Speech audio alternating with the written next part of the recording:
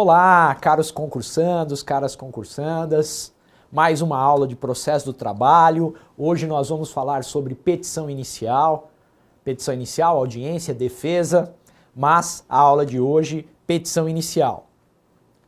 O que é a petição inicial? São vários os conceitos de petição inicial, não se preocupem. O importante é entender, a partir do momento que a gente compreende, nós conseguimos formular um conceito. É muito comum candidatos em banca de prova oral ficarem desesperados quando o examinador pede um conceito. Se você souber a matéria, você monta um conceito na hora. Não se preocupem. É lógico que a questão emocional atrapalha muito, o nervosismo atrapalha muito, mas conceito não é nada difícil formular um conceito. É mais difícil falar sobre natureza jurídica, mas conceito é tranquilo. Um conceito simples, um conceito fácil é aquele que diz que a petição inicial é um ato processual praticado pelo autor, no nosso caso o autor é o reclamante, terminologia da CLT, ato processual praticado pelo reclamante para obter a tutela jurisdicional. Portanto, a petição inicial é um ato processual praticado pelo reclamante para obter a tutela jurisdicional. Esse conceito pode ser incrementado, mas muito mais importante do que incrementá-lo é saber que, através da materialização desse ato processual, da elaboração da petição inicial, essa petição inicial é o meio pelo qual a jurisdição será provocada. A petição inicial, ela provoca a jurisdição, retira o Estado juiz da inércia, provoca o poder jurisdicional, uma vez que a jurisdição, há necessidade de provocar a jurisdição, não há propositura de ação ex officio por parte do Estado juiz, de ofício, necessária a provocação. Pela petição inicial, exerce-se o direito fundamental de ação. Direito fundamental de ação previsto no artigo 5º, inciso 35 da Constituição da República. O direito fundamental de ação, o exercício do direito de ação, do direito fundamental de ação, um direito público, um direito subjetivo. Na petição inicial eu trago os elementos da ação. Quais são os elementos da ação? Partes, causa de pedir e pedido. A petição inicial é o ato em que se materializa, em que se põe, em que se descreve os elementos da ação. Partes, causa de pedir, a fundamentação e o pedido, a conclusão da minha petição inicial. Na petição inicial, você tem o dever processual de narrar os fatos e fundamentá-los juridicamente. Fundamentação jurídica dos fatos. Então, eu posso exemplificar de uma maneira muito simples, algo muito corriqueiro na Justiça do Trabalho. Diz a Constituição da República que a jornada diária de trabalho é de 8 horas e de 44 horas semanais. Eu, reclamante, trabalho 10 horas por dia. Portanto, eu tenho direito a horas extras. Isso é fundamentar juridicamente. O fato ganha uma coloração jurídica, ele se subsume. Há uma subsunção à moldura legal e se estabelece um nexo causal, se exterioriza o raciocínio jurídico pelo qual haverá a postulação, uma postulação condenatória, condenação, pedido para condenar o reclamado ao pagamento das horas extras superiores a 8 horas por dia e superiores a 44 horas semanais. Então, esse é um conceito, são conceitos e são características da petição inicial. O quadro traz o resumo desses conceitos. O conflito de interesses caracterizado pela pretensão resistida. A partir do momento que o réu é chamado a integrar a lide, em que se estabelece a litis contestatio, inicia-se a relação jurídica processual trabalhista entre autor, réu e Estado juiz, reclamante e reclamado e juiz singular trabalhista. Forma da petição inicial.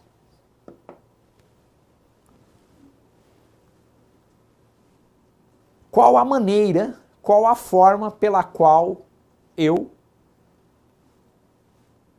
faço a minha petição inicial? Duas formas, verbal ou escrita. Vejam, no processo trabalhista, admite-se a forma verbal para os dissídios individuais trabalhistas. Somente no caso dos dissídios individuais, da reclamação trabalhista individual, cabe petição inicial verbal. Lembrando que o processo do trabalho convive com o ius postulandi. A parte pode pleitear, pode resistir, pode pleitear algo, pode resistir à pretensão de alguém sem a presença do advogado, reclamante e reclamado. Artigo 791, caput da CLT. Então, o reclamante pode comparecer na Secretaria da Vara do Trabalho e deduzir oralmente a sua pretensão. Esta petição inicial será reduzida a termo. Necessariamente ela deverá ser reduzida a termo. Parágrafo 2º do artigo 840 da CLT. A forma escrita é obrigatória para o dissídio coletivo, para a petição inicial do mandado de segurança, para a petição inicial da ação rescisória. Então, são ações que não admitem a forma verbal. A forma verbal é possível, verbal ou escrita, obviamente, mas a forma verbal é possível aos dissídios individuais trabalhistas. No quadro, são trazidas as hipóteses em que a petição inicial pode ser escrita ou verbal. Ações especiais, o dissídio coletivo, o próprio inquérito para apuração da falta grave, conforme a aula passada, o mandado de segurança, porque a lei do mandado de segurança prevê tão somente a forma escrita, a ação rescisória e outras ações tidas como especiais não admitem a forma verbal, somente a forma escrita. Ok?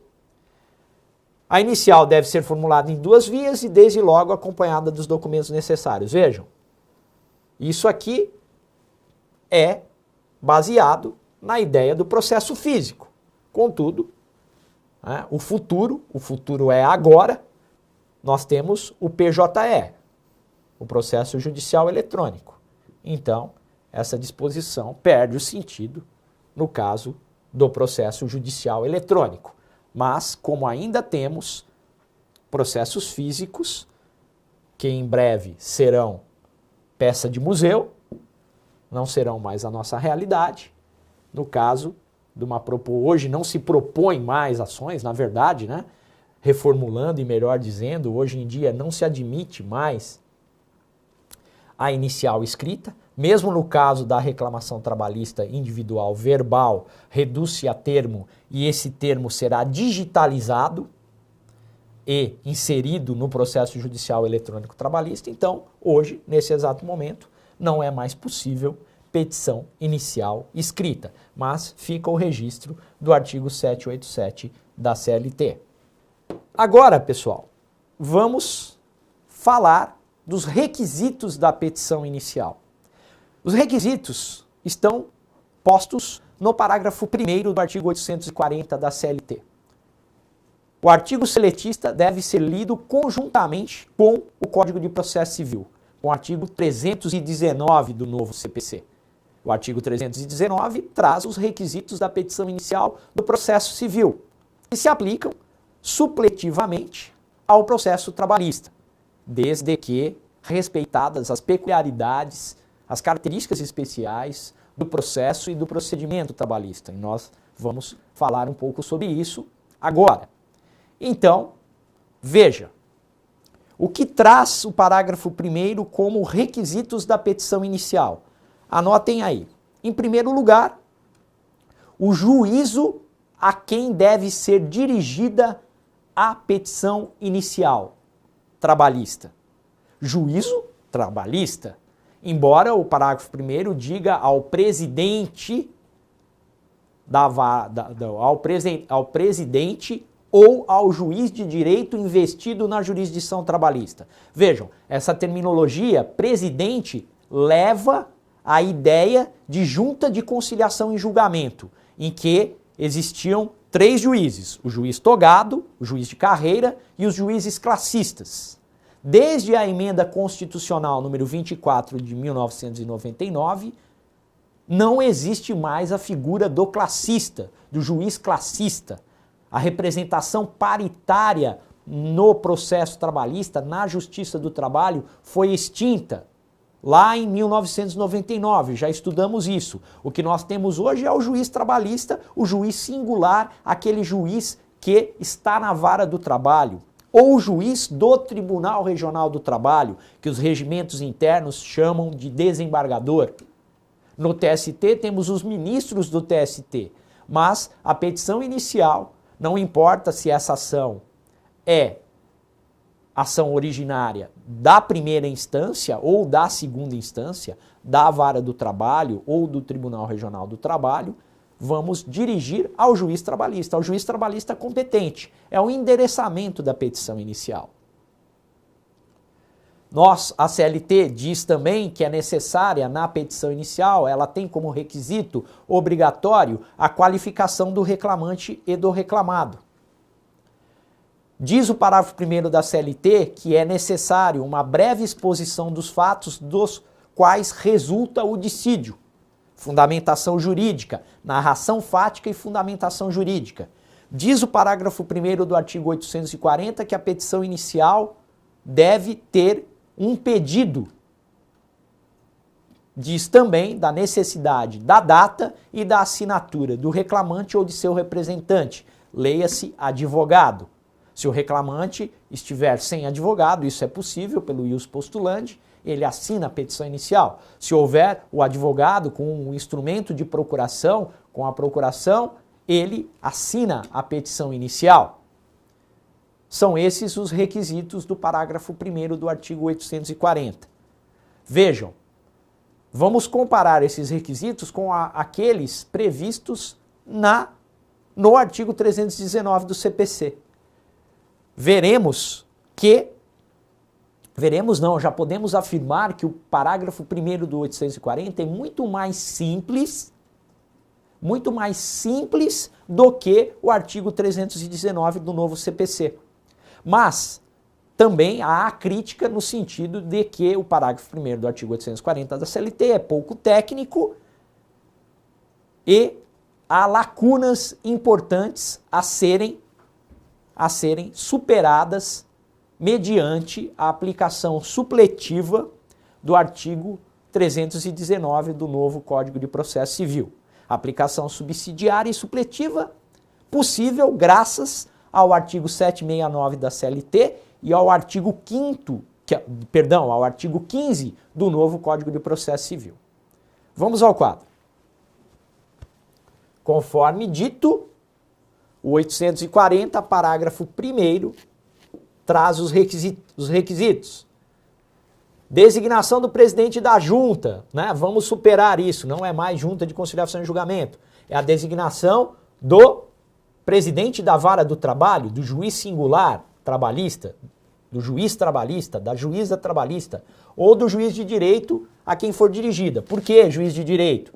É o juiz de direito estadual, naqueles casos em que não há juiz do trabalho responsável por determinada localidade, o que no momento, é de difícil constatação. Na verdade, todas as localidades do Brasil, ou a grande maioria, a grande maioria, nas minhas pesquisas eu não encontrei uma localidade no nosso país que não seja abrangida pela circunscrição de alguma vara trabalhista, então será o juízo trabalhista. Mas, por hipótese, se não houver circunscrição de vara do trabalho, o juiz de direito estadual será competente, ficará investido da jurisdição trabalhista, terá competência trabalhista. A qualificação do reclamante e do reclamado. Breve exposição dos fatos de que resulte o dissídio. Pedido, data, assinatura do reclamante ou de seu representante. Vejam, por sua vez, o 319 do CPC vai dizer que a petição inicial indicará, inciso 1, o juízo a que é dirigida. Ok? Também temos isso no parágrafo 1º do 840 da CLT. Inciso 2, os nomes, os prenomes, estado civil, existência de união estável, profissão, número de inscrição no cadastro de pessoas físicas, cadastro nacional de pessoa jurídica, endereço eletrônico, domicílio, residência, domicílio e a residência do autor e do réu. Vejam, a CLT diz simplesmente qualificação do reclamante e do reclamado. E aí, o 319 do CPC é muito mais detalhista, traz a necessidade de indicação de todos esses atributos qualificativos do autor e do réu. Se aplica ao processo trabalhista? Aplica. Aplica desde que se respeitem as peculiaridades do processo do trabalho. Por exemplo, no processo do trabalho é muito comum e é recomendável que você traga o número da CTPS, o número do PIS, do autor reclamante, e o nome da mãe, para evitar problemas com homônimos, nomes homônimos. CTPS, PIS, todos dados importantes para anotações, o juiz pode condenar a anotações na CTPS, o PIS, muito necessário também para a integração do reclamante ao PIS, questões envolvendo o próprio recolhimento do fundo de garantia por tempo de serviço. Então, esses qualificativos próprios, peculiares do processo trabalhista são necessários. A qualificação do reclamante abrange, além de tudo que foi posto no inciso 2 do 319, essas informações. Antes de dar prosseguimento, eu gostaria de falar dos parágrafos do 319. Todos esses 3 parágrafos se referem ao inciso 2 do 319. Basicamente dirão o quê? Basicamente dirão que os dados qualificativos do inciso 2 poderão ser dispensados se a obtenção das informações tornar impossível ou excessivamente oneroso o acesso à justiça. É possível. E se tornar impossível ou excessivamente oneroso o acesso à justiça, o juiz vai dispensar, desde que devidamente fundamentado pelo autor, não será necessário trazer todos os atributos qualificativos previstos no inciso 2. A petição inicial não será indeferida, em razão dessa falha de ordem formal, desde que, mais uma vez, apesar da ausência de todos os dados, seja possível a citação do réu. Por exemplo, pessoal, endereço eletrônico do autor do réu, tem pessoas que, apesar da grande popularidade da internet, mas tem pessoas que não têm endereços eletrônicos, que não têm e-mail.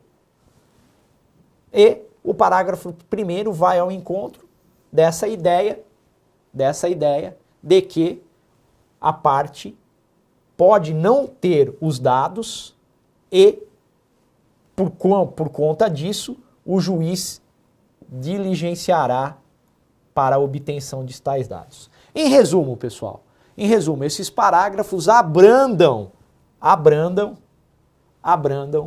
o rigor do inciso 2.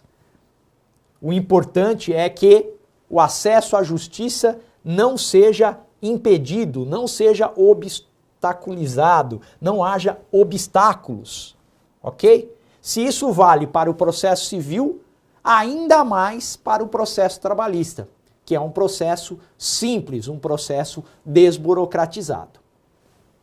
Inciso 3 diz da necessidade do fato e dos fundamentos jurídicos do pedido, ou seja, contrapondo-se o inciso 3 ao que diz a CLT, fica a impressão que no caso do 840, o rigor é bem menor. Aqui diz uma breve exposição dos fatos de que resulte o dissídio. E aqui vai dizer o fato e os fundamentos jurídicos do pedido. Ora, é a mesma coisa, pessoal. Veja, a CLT, quando ela diz uma breve exposição dos fatos de que resulte o dissídio, realmente ela se mostra menos rigorosa. Por quê? Porque o legislador tinha em mente o ius postulandi, aquela parte que não está acompanhada de advogado. Então, quando a parte, o reclamante, não estiver acompanhado de advogado, o juiz não será rigoroso. Ele não exigirá uma fundamentação jurídica exauriente, completa. Contudo, se a parte estiver acompanhada de seu advogado, o advogado tem o dever, ele é um técnico, então ele terá que trazer uma fundamentação jurídica completa, exauriente, de acordo com aquilo que ele aprendeu na faculdade de Direito. Vejam, o inciso 4 fala do pedido com as suas especificações. A CLT fala pedido. Obviamente, o pedido, quanto mais detalhado ele for, né, ele deve ser detalhado, porque quem pede bem se dá bem. Já um professor me dizia isso. Quem pede bem se dá bem. Então, o pedido ele tem que trazer todas as especificações para que o juiz possa entregar a tutela jurisdicional adequada. Agora, inciso 5, valor da causa. A CLT não fala, no parágrafo 1º do 840, em valor da causa. Inciso 6, as provas com que o autor pretende demonstrar a veracidade dos fatos alegados. A CLT também é omissa. Pelo menos o parágrafo 1º do artigo 840 é omisso, melhor dizendo. E o inciso 7 fala da opção do autor pela realização ou não de audiência de mediação ou conciliação. Essa audiência, pessoal, está prevista no artigo 334 do novo CPC. Vejam, importante destacar o seguinte. Nós vimos que os incisos 1, 2, 3, 1, 2 e 3 do novo 1, 2, 3 e 4, 1, 2, 3 e 4 do artigo 319 do novo CPC se aplicam estão de acordo com o parágrafo 1º do artigo 840 da CLT. Há uma correspondência clara e direta entre o parágrafo 1º do artigo 840 da CLT e os incisos 1, 2, 3 e 4 do artigo 319 do novo Código de Processo Civil, com algumas explicações para tornar compatível e tranquila a interpretação, a conjugação dos dispositivos. Todavia, o parágrafo 1º do 840 da CLT não se refere ao valor da causa, previsto no inciso 5 do 319 do CPC. Não se refere à necessidade de requerer a produção de provas na petição inicial, como faz o inciso 6 do artigo 319 do novo CPC. E também não diz da necessidade de optar pela realização de uma audiência prévia de mediação e de conciliação. Na próxima aula, nós vamos tratar desses incisos e responder se aplicam ou não ao processo do trabalho. Obrigado, até lá.